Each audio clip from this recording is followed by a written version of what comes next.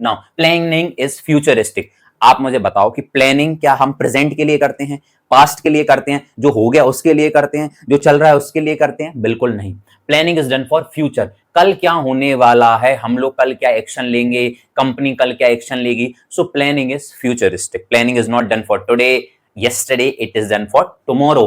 Planning जो है वो फ्यूचरिस्टिक प्रोसेस है। प्लानिंग फ्यूचर, भविष्य के लिए की जाती है, ना कि वर्तमान के लिए।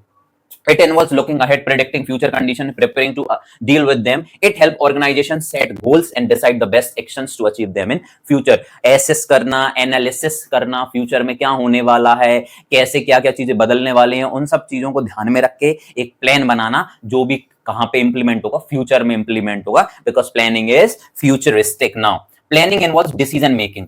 Manager evaluate different ways to achieve objectives and choose the most suitable। एक जो मैनेजर होता है, जो प्लान करता है, वो बहुत सारे वेज को सामने रखता है, बहुत सारे इंप्लीमेंटेशंस को सामने रखता है कि हम इस फैसले को, इस डिसीजन को ऐसे ऐसे कैसे कैसे ले सकते हैं। तो उनमें से जो उसका बेस्ट ऑप्शन रहता है वो उसे इलेक्ट करता है, इंप्लीमेंट करता है, और फिर बाद में उसको क्या करता है, कंपेयर करता है। तो अगर प्लानिंग नहीं होगी तो आप डिसीजन नहीं ले पाएंगे। फॉर एग्जाम्पल, अगर मैं ये जो वीडियो शूट कर रहा हूं, इसकी मैंने प्रॉपर प्लानिंग नहीं की कि मैं क्या कंटेंट पढ़ाने वाला हूं, क्या टॉपिक, क्या रिसोर्सेस यूज करूंगा, तो मैं आके डायरेक्ट नहीं पढ़ा सकता हूं, या कोई भी डायरेक्ट कुछ नहीं कर सकता। यू हैव टू प्लान किया, उसके बाद ही तो मैंने डिसीजन नहीं कि let's start recording, let's start uploading. So planning involves decision making. Now coming on to the last point of planning, last feature of planning, that is planning is a mental exercise.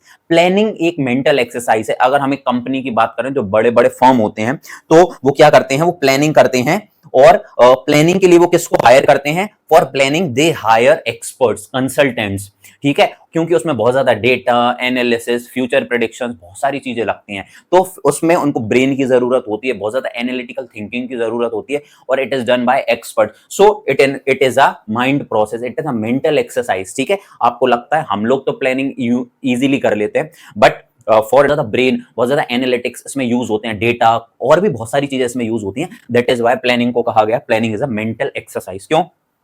It requires logical thinking, logical thinking की जरूरत, foresight मतलब भविष्य के बारे में सोचना और एक दूरदर्शिता, and sound judgement. Sound judgement मतलब कि एक बेसिक जजमेंट, एक ऐसी judgement that is a rational judgement, जिसे हम कह सकते हैं तार्किक रूप से एक अच्छा डिसीजन लेना, एक अच्छी जजमेंट करना।